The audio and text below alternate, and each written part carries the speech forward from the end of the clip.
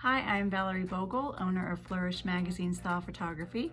And while I'm not going to be talking about photography specifically today, there is a correlation and it is related, as I'm going to be talking about how to present yourself in the best possible light for when you're doing what's common today with all that we have going on, an online meeting.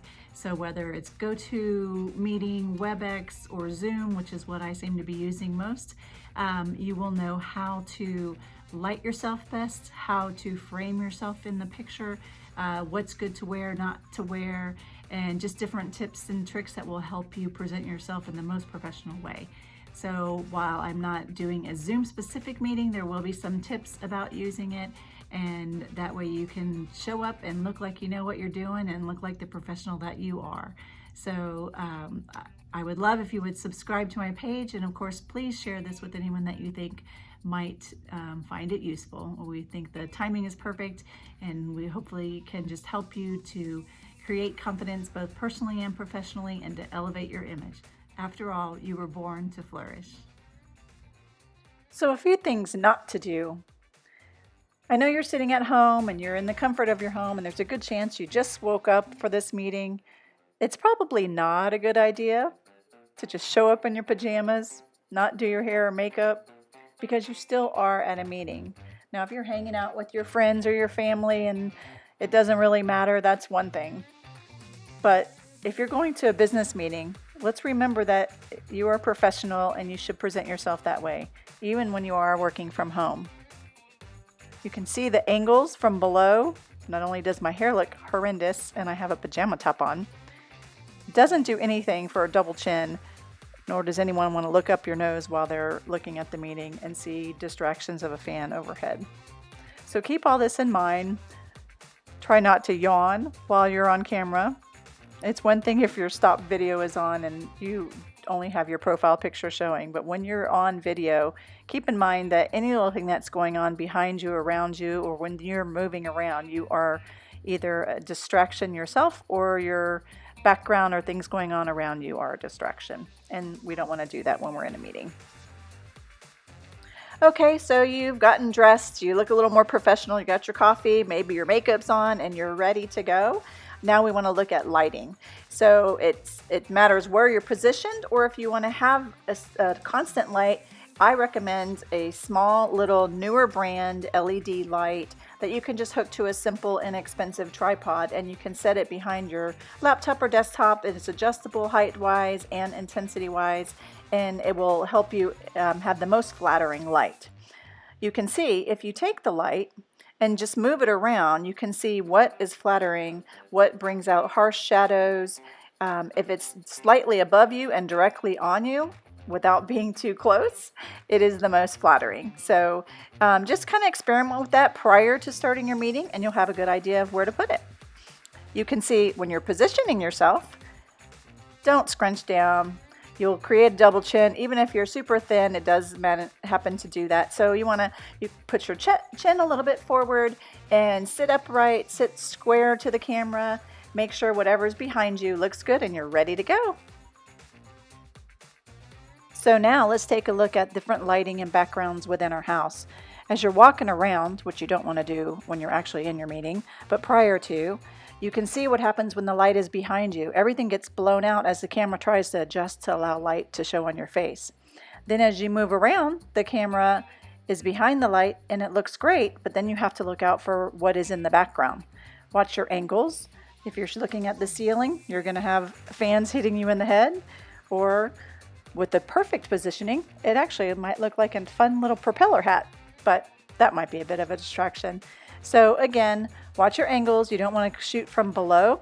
No one wants to look up your nose, and just keep an eye on what's behind you. You'll see sometimes people sitting outside. What happens then is, depending how bright it is they end up squinting, or you can see the light hits them in different spots. If they're shooting from down low again, then you see different things that are distractions. And you can see as you're trying to find the perfect light, when it's behind you, it's not ideal. You have a bit of a glare, a haziness to the picture. So when the light is showing directly at you, it's definitely much better. You'll notice sometimes the light will come through the trees and you'll get kind of the harsh situation that we saw when we moved the artificial light around. So ideally, if you're going to sit outside, try to find a spot that you are completely in shade so that the lighting is even. And that works. We're going to go back inside here, but you can see how the light changes drastically when you have light behind you and you're trying to shoot towards the light. So another thing to keep in mind is try to minimize how much you're moving around. I know we have got some freedom that we're at home and you're able to maybe do things while you're at a meeting, but keep in mind we still want to be present at the meeting. So the more you're moving around and adjusting things while you're on camera, the less professional you're coming across. This here again is showing light that comes from above, how they create different shadows, and how your camera will adjust to try to give you best possible lighting. But ideally, you don't want any direct lighting overhead. And again, keep in mind what is in your background. This is another example of the light is behind you. You might find a window. So you want the window faced towards your face. So if you move around a little bit, you can see you can hide some things with your head, like that vent in the background. I could put my head in the right position that you wouldn't see it, but now I've got light coming down on my head. I'm hiding the vent with my head, and now it's a pleasant background. Much better. That'll work. Again, remember to position yourself so that you're covering any distractions. Frame yourself nicely into the frame so that you see a good part of you and you're ready to go.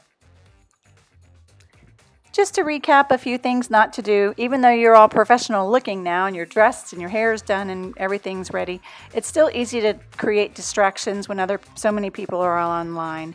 So you want to make sure that you're not taking calls, not looking too bored or yawning, making funny faces, having side conversations, getting up or moving around, and certainly don't act like your phone is a mirror. Some things can't be avoided, so be sure to stop your video and mute your microphone if there's anything you have to address. If you'll notice, down at the bottom you will see Stop Video option, which will then show your profile picture, and then next to that, be sure to mute your microphone. So there's one more thing worth mentioning. If you look up at top, you can see how you will look when you look through your camera or tablet from a vertical orientation.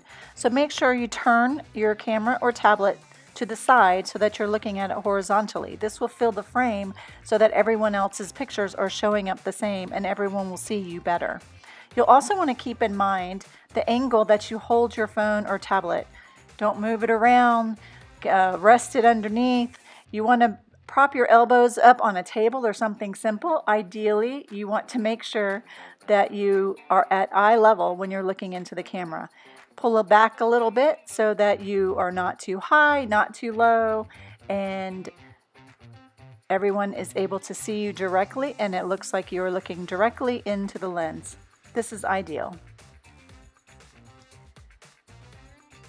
Take a look at how I have my phone set up here. I typically use my laptop, but if you are using your phone, you can simply use the same selfie stick tripod that I mentioned earlier. The link will be down below, and prop your LED light up on boxes or books or something if you don't have two of them. So I recommend getting both of these to help you present yourself better online. Be sure to click the link below so that you can get these tips for yourself and you can share them around, and feel free to comment with any extra tips that you might have. Let's get started. To host a meeting and do video on. So this will ask you for access and you're going to say yes. So right now you're just clicking a meeting. You can see I currently have my video as stop video, so you can't see me. You can see down there where the mute is and the shortcut command on an Apple Shift Command A, and probably Control or Option A on a PC. But if you hover over it, you'll be able to see it. So I'm going to leave that on for the sake of doing what we're doing. At the top, you have a Zoom menu. You're going to click that. The menu bar will drop down. You're going to click on Preferences. So you'll see it's going to automatically open up to the audio, You can test the speaker here. And if you hear what's playing, then that's working, obviously. You can stop it. Test mic, you can kind of see just without even recording that your mic is working. In this case, I have my earbuds in, and so it's picking up from that. You have the option to mute the microphone when joining a meeting. I would recommend that if you're joining a meeting that has a large number of people in it, that this might be the way to go. That way you're not getting a bunch of feedback. If you have too many people with their mics on at the same time, sometimes you'll get some feedback. So if you're attending a smaller meeting, it's probably not necessary. That way you can pop in and say hi from the very start. They will see your video from the very beginning too, unless you have that turned off. So for the sake of this, I'm not going to mute it when joining. If you click on General, the General tab, you can see there's a lot of different options. Most of them are pretty self-explanatory. You can set a reminder. I kind of think it's ideal to put it at 15 minutes before. That way you can make sure you're set up, you're sitting in the right place, all those things that you need. Since it's not really a Zoom specific video, I'm not going to go into details of everything that you can do, but you can kind of see when I click video, I'm sitting at the dining room table, and there's a nice picture behind me, which is decent for a photo. But because of how I'm sitting, this is not the ideal way to show up in the meeting.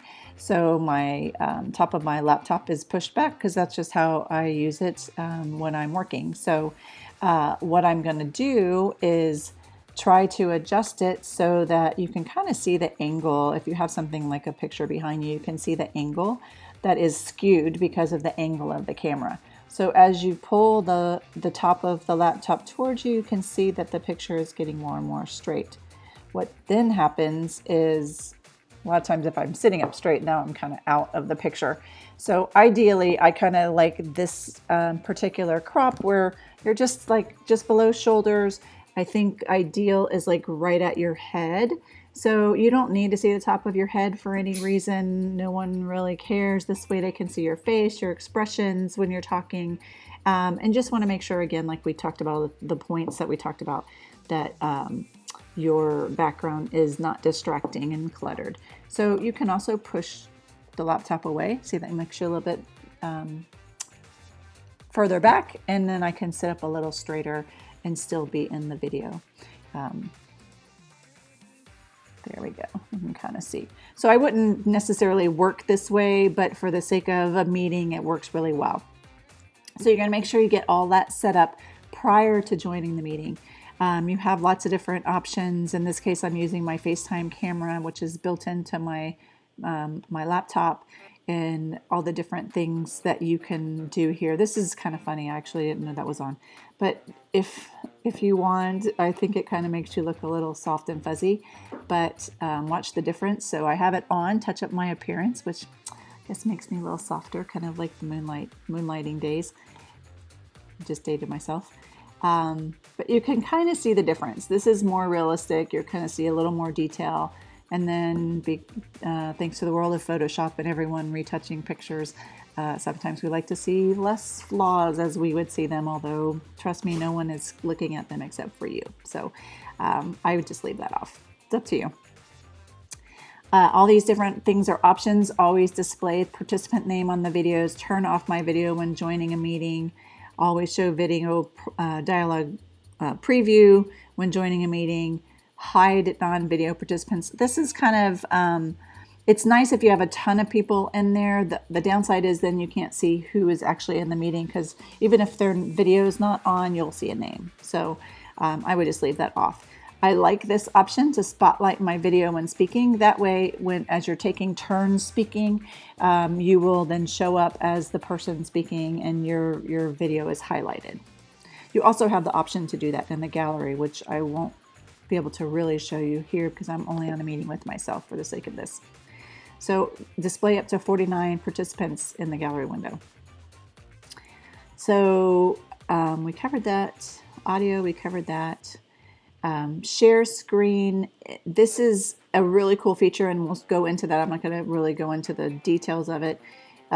Chat. is a cool feature so that you can actually have chat conversations during the meeting. You kind of want to make sure that it's not something that's used distracting, but if you needed to share files or that type of thing, it's very useful. So virtual background, this is where we start, your normal background.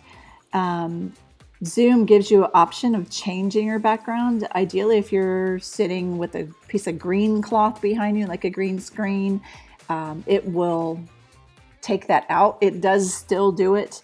Even if you do have something behind you, it just starts to look a little wacky, and personally I think it's a little distracting, but if you do have a green screen, you would click that here. It's just to show you. So here I am in San Francisco suddenly, not on the same time zone as I am, so that would be a little confusing. All the same, you can kind of see as I move, like it's trying to cut out the background behind me. So if you are using something like this, I would try to stay still, just because it kind of can be a little weird. You see, like almost space-like. See what happens when you're freaky. Anyhow, this, I guess you're an ant and a blade of grass. But you can kind of see these down here have a little movie icon, so there's some motion behind it. So now you're in a Aurora Borealis. So really cool effect. I think a little distracting. And same thing. This is actually nicely done, I think, but just feel like it's a little distracting. I kind of did it in one just for the fun of it, but then I find that I'm watching the waves instead of pay attention to the meeting. So the less distractions, the better. The recording option, if you are going to record this is a video or a meeting that you're doing, this is where you can handle that. Profile pictures, I am connected with my Facebook account here, yet you can actually edit your profile, and let's see if I can get this out of the way. As you can see, if you edit your profile, which takes you back to Zoom, you can change the image that shows up. So I wanted a more professional image that I'm using on my basic Facebook picture. So this will show up if I mute my video or hide my video. So that gives you that. Statistics, we're not going to go into keyboard shortcuts. These are just ways that you can use these keys without having to use your trackpad or your mouse or whatever. Just quick keys that you can do. I find probably more useful on the computer than trying to do on your phone or iPad, but they are there. And then the accessibility stuff where you could have closed captionings and you can adjust the size of what you'll see. So that's kind of the basics of the meeting. I think the biggest thing is making sure your audio is set up, making sure that, let's go back to none, that's your actual video is set up the way that you want, so that there's just not a lot going on behind you and you can focus on the meeting, and people will be able to focus on the meeting and not wonder what's behind you on your couch or what your dog's doing or whatever. So let's close out of that, and then you can invite anyone you want from here, whether you want to copy the invitation, copy the URL, or select one of these to send an email. Select your contacts. There's a lot of options. This shows you how many people are participating. In this case, it's just me. So normally that would kind of pop up a little window that shows you who is in the meeting. This is kind of a fun feature, like I mentioned briefly. It's great if you want to, share a file for something. I think a lot of people, if there's large groups of people attending a meeting, you can set the parameters so that only the administrators are able to chat with individuals. Otherwise, if you're chatting where everyone can see, which will kind of minimize any extracurricular chatting. So if you can see, if you click on here, merge to meeting window, you can select a file if you wanted to share something. This will kind of show you an idea. This is how the gallery looks. I did a snapshot during a meeting I was in, and this is the one where I said I was testing out the virtual background, which looks like I'm missing fingers, but you can kind of see like where people are kind of set up where it's easy to see them, where they're kind of in dark. If you have light behind you, what happens when you show up there in dark surroundings. It's harder to see you, and you want to make sure that you're paying attention. But this will let you see who's talking. The person talking is highlighted, and then that way you can either see the whole gallery. There's an option like to see 2 columns where that's all you see. There's an option to see a single column, which is kind of nice because if you have like a rotation going, it toggles back and forth. I tend to select the option where it's just showing the featured speaker. That way, whoever is talking will be highlighted, and then that's all I'm looking at. So I'm not distracted by, oh, I wonder what books are on her shelf, or whatever the case may be. All right, so that's that. And if you wanted to select something that you wanted to share, let me just share that for the sake of it. So you can't see it in this window, but there is an open button. Then that will then upload that photo for everyone to see.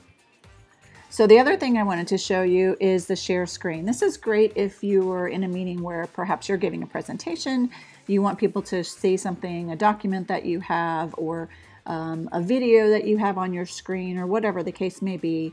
You are able to share your screen.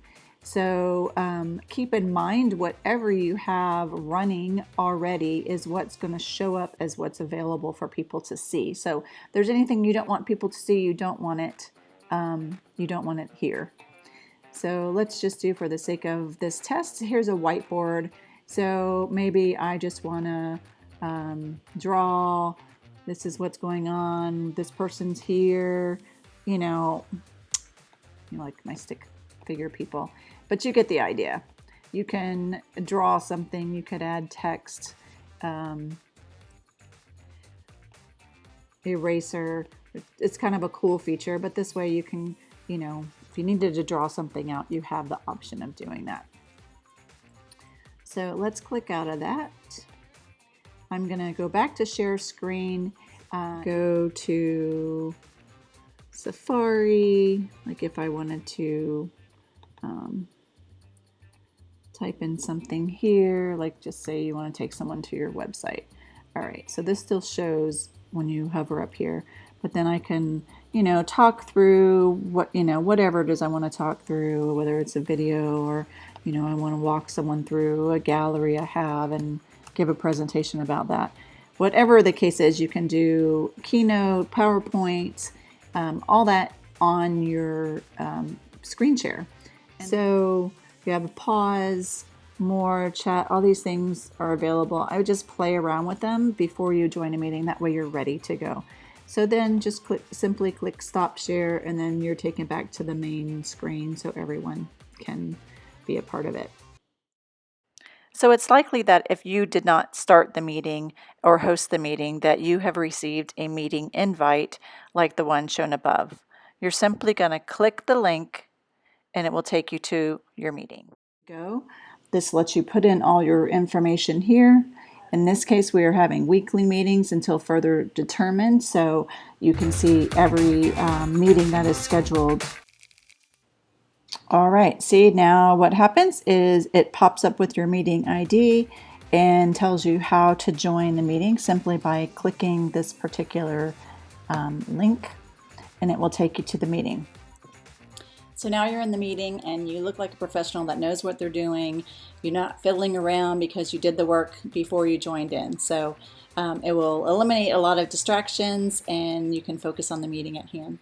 Thanks again for listening to the video, and would love for you to subscribe to my channel.